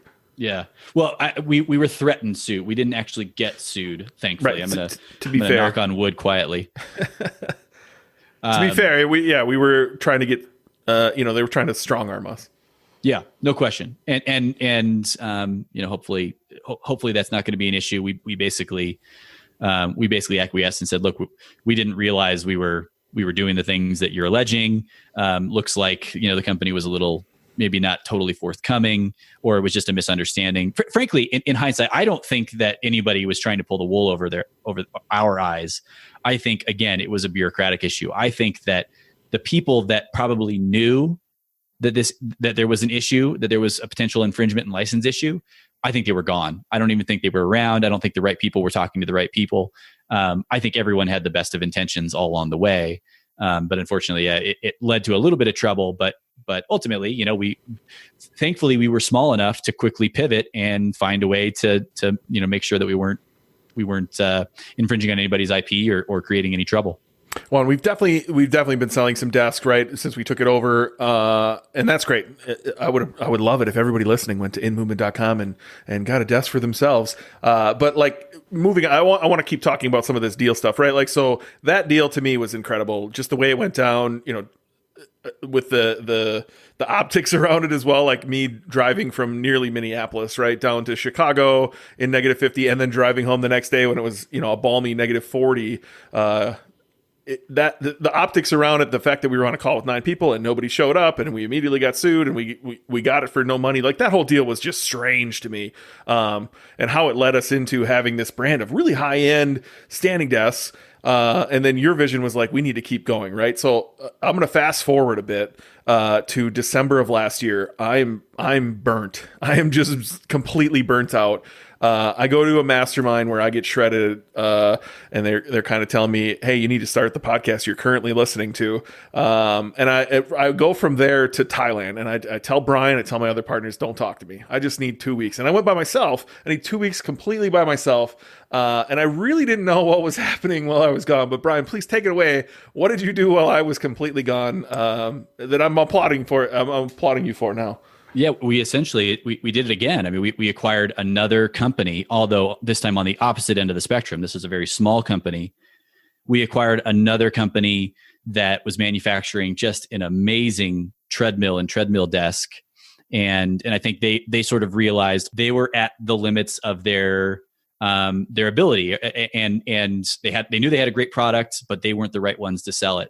And so, we had come in contact with them in, I want to say, August or so of last year. And I initially reached out to them about some sort of license or partnership agreement, because I had been trying to find a way to make a new treadmill to replace that overbuilt one that InMovement had from years before, because people were still coming to us and saying, hey, I want to buy a treadmill desk. When are you going to have a new one? Or when are you going to have those back in stock? So in my quest, I came across this company, Unsit, and built a relationship with Rob, who is one of the owners and just an amazing guy. And basically, over the course of time, the conversation shifted from, hey, let's potentially, partner or private label some of these for InMovement, to, hey, maybe we should be working together, to, hey, maybe you guys, should acquire us. And so, basically in December, I think it was the Friday before Christmas of 2019, Rob and I agreed to a deal. And again, it was an entirely deferred deal based on long-term, a long-term licensing agreement and royalties. So again, I'm in Thailand by myself. I remember getting your message of like, hey, I think I'm just going to acquire this business. And you had mentioned it a few times, but I had no idea you were there. And so kudos to you for like just making this happen. If I'm a big fan of partnerships, especially when they're as good as ours has been, and one other one specifically that I was in. But you got to trust people, and I'm super glad that I have 100% trust in you. That I'm sitting, 12 hours, 13 hours off of you in a coffee shop in Thailand, and get this message, and I just smiled. Right, I sent you back a message and was like, "Yeah, it sounds amazing." I actually, now that you say that, I totally forgot about the videos we were sending back and forth, because we both had too much to say, and we just didn't feel like typing it. I remember you sent me I think you sent me a messenger video, and then I responded with like 4 of them, each a couple of minutes long, trying to tell you what was going on and keep you updated. But yeah, it was really exciting, and it just like I can't speak enough to the importance of finding, building, and deepening relationships, and how that can lead to these kinds of things. I don't think people realize how many opportunities there are like this out there. You just never know what position the other person's going to be in. In the case with Unsit and with Rob, somebody, I don't want this to be, I don't want anybody to take this as we're like fleecing this other company, right? That's not the case at all. It was just that they were a small company. They couldn't get over this hump. They didn't know what their next step was to really grow the business. And they recognized in us that there was an opportunity to do so. And so they just, we through negotiation and conversation, we realized that yes, it's by paying them and essentially acquiring the business through royalties, certainly we're deferring that, but they're still gaining, and we have some minimum thresholds we have to meet, but ultimately they're still getting paid just as if they were running the business. And now they have a lot more upside because we have, more marketing experience. We have other products that we can pair it with. So it really, even though it sounds like just an amazing deal for us, I feel strongly that it was a win-win for both. And it's just a matter of, finding the right person at the right time. And thankfully we've been able to do that twice. And who knows, there might be more out there. Look, mergers and acquisitions is a wonderful path to growth for any business, right? And so you nailed it, right? This is a wonderful deal for us. A wonderful deal. No money down. We acquired a business, but it's also a wonderful deal for them too. They were ready to move on. They're going to get paid. It functions more like an earnout for them, but there's a million ways to make a deal happen, right? And you inspired me. I came home, I ended up exiting my biggest company I'm part of, which put me in a wonderful cash position. And I immediately reached out to a competitor of a brand, pet supplement brand that I have. And I just cold reached out and was like, hey, I'm wondering if you're interested in exiting your brand. And that's all it took was one email that led to a phone call that we sat on Zoom for like an hour and got to know each other. We had a great conversation. Turns out she was like totally ready to move on. And so while the deal didn't work out there, that's all it took was an email and a conversation and building this relationship. And you never really know where someone's at. And there's many different ways that you can bolt on a business that helps your home business grow. And so dude, I'm clapping over here behind the microphone. Like the fact that you found this and then moved on it as quickly as you did. And like you said, sending 2-minute Facebook Messenger videos over and over and over again. That's all it took, right? Like, I don't know. Kudos to you, man, for making this happen and picking up a brand that's amazing, right? Like head over to inmovement.com and look at this treadmill. It's twice as wide and half as long. It's an amazing product, and it's an expensive product, which is what the brand we're trying to build.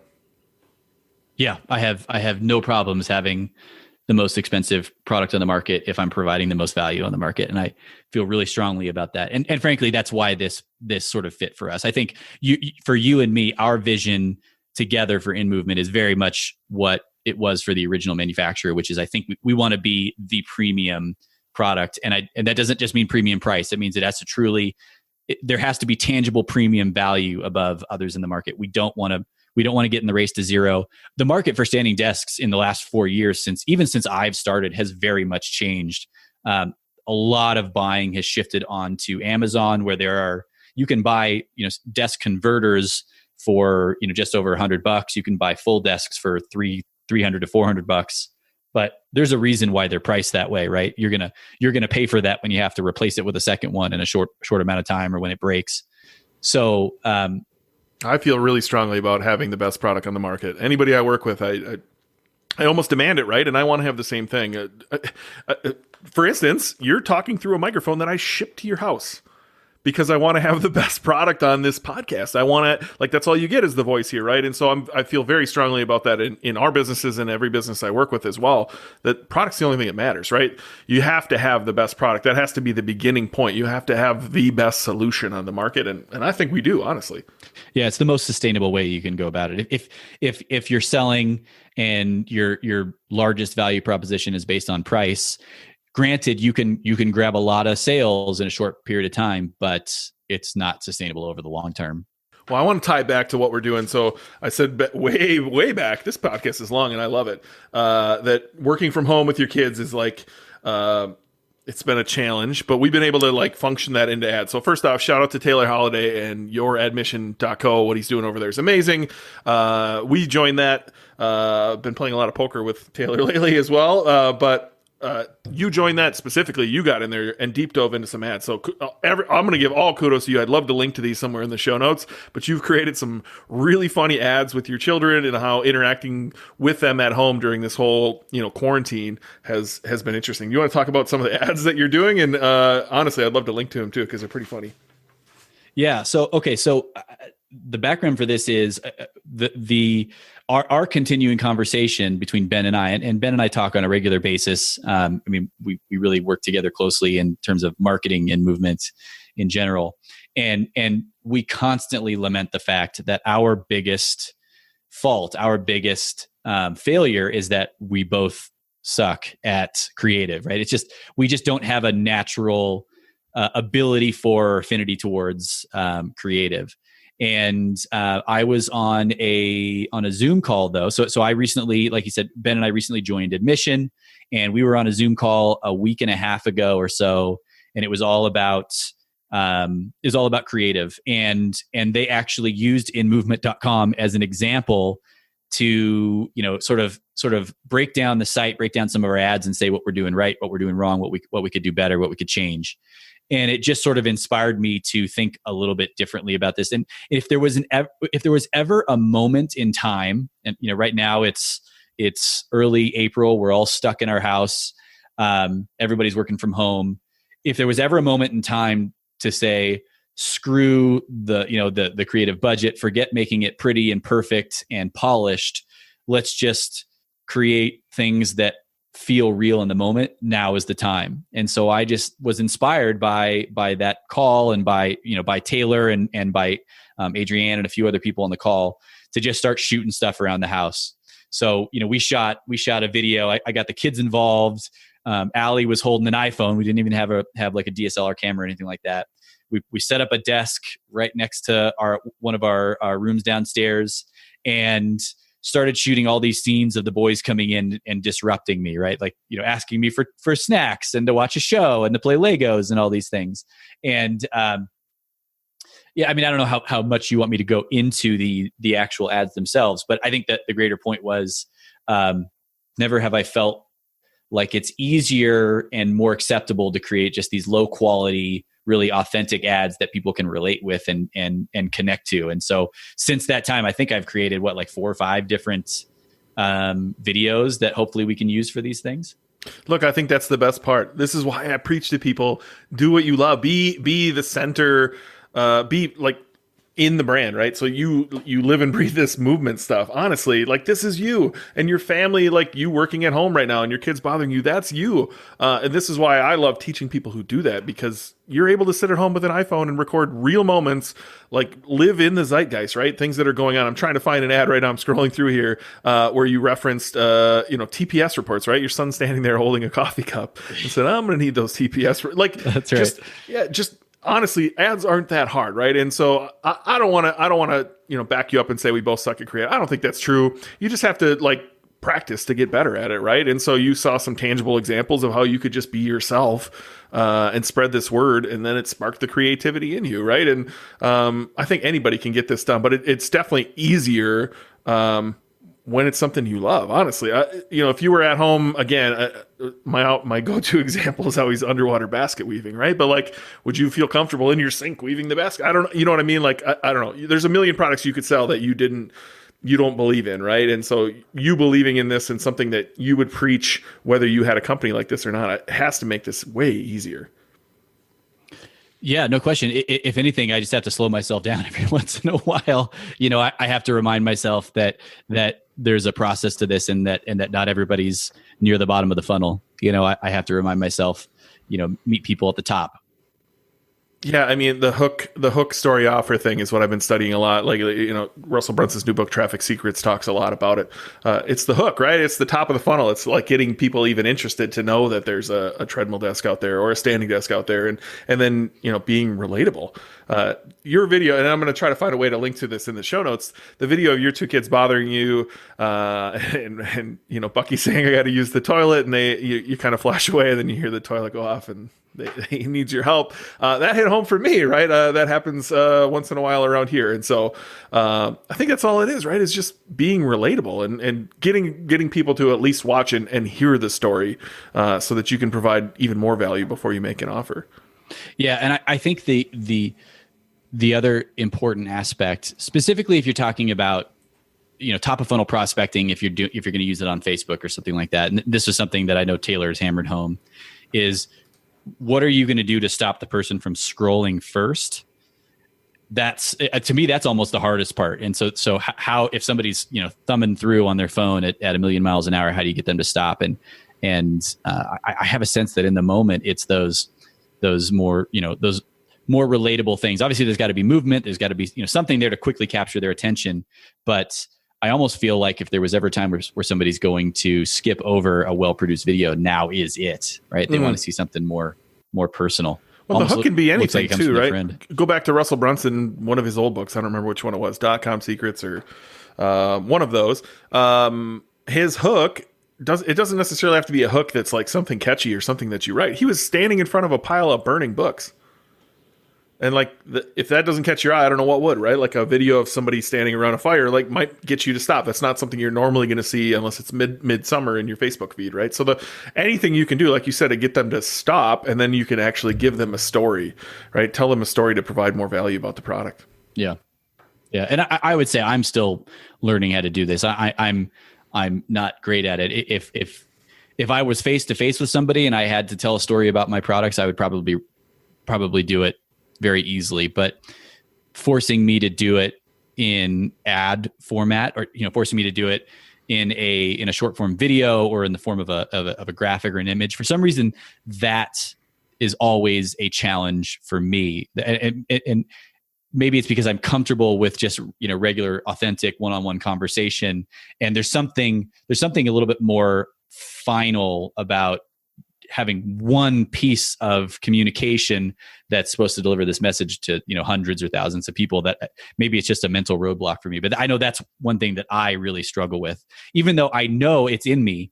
For some reason, I struggle in that format to communicate as well as I do one-to-one. Well, I'm certainly not an expert, right? Like I cut my teeth on Google. I think I'm really, really good over there, but that's usually bottom of the funnel. You can run some YouTube ads that are top, but what you're doing is a whole new world to me as well, especially with this brand. But I'm applauding you. I hope I can link to some of these, because some of the stuff you're creating is pretty cool. So, wrapping this all up, where does the future hold? Where are you going with these businesses, and how can anybody reach out to you if they want to talk to you, Brian? Well, I think in movement is very much the future. Not that Standing Destination is going to go away, but as a personal goal, I think in movement is more directly what I want to put my passion and my time into. I think there's just something different about selling your own products. And at this point, we've sort of had to redesign and recreate some things. And so in movement is very much being molded into the company that we want it to be, and not just the company that we bought or inherited.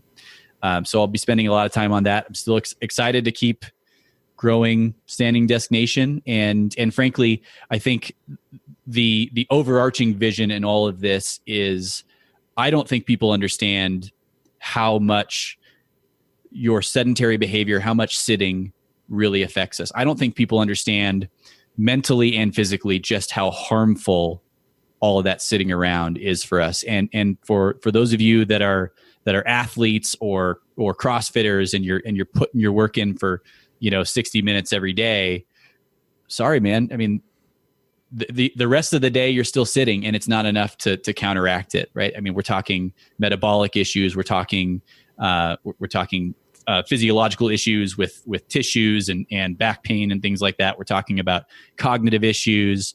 We're talking about hormone balance issues. I mean, there are just so many mal effects. And so I really just want to get people moving. And so I think you and I see in movement moving on from just being a standing desk and treadmill desk company, that ultimately our mission and our vision is to get people moving in general across the entirety of their day and the entirety of their life. So I don't know if anybody wants to find me, I mean, the easiest place is either Brian@inmovement.com or Brian, BRIAN, @standingdesknation.com. We always give good deals to friends and family. And so if any of you out there, need help with that, just don't know where to start, you feel like it's too expensive, it's too hard to install, whatever it is that's stopping you, because I find that everybody knows, or everybody says, oh man, I really need one of those. But for some reason, so few people still are jumping over that hurdle to do it. I want to be the person and have the companies that help break down that barrier. So Brian might not tell you, but he wants to help people in other ways too. So if you're coming from that high ticket dropshipping world and you're looking for someone, to coach you along, I bet if you reached out to Brian, he might be able to work out a deal with you too. Because I know he loves to help people. You're one of the most authentic, genuine people I know, Brian. You're one of my best friends. So I appreciate you being on the show, buddy. Thanks for having me, man. Boy, it was great hearing Brian Angel's entire story. I'd love to highlight the fact that he is truly one of the nicest people I've ever met. He is a great family man, a great business owner, a great father, and someone who inspires me every single day to be a better human being. So thanks so much, Brian, for being on the show. If you want to check out what we're doing, look at the brand we acquired, look at the treadmill company we acquired, head over to inmovement.com. And Brian said if you want to reach out to him, Brian@inmovement.com. Again, I appreciate you listening to the show. If you have a second, please leave a review. Otherwise, we'll see you back here for episode 3 next Wednesday.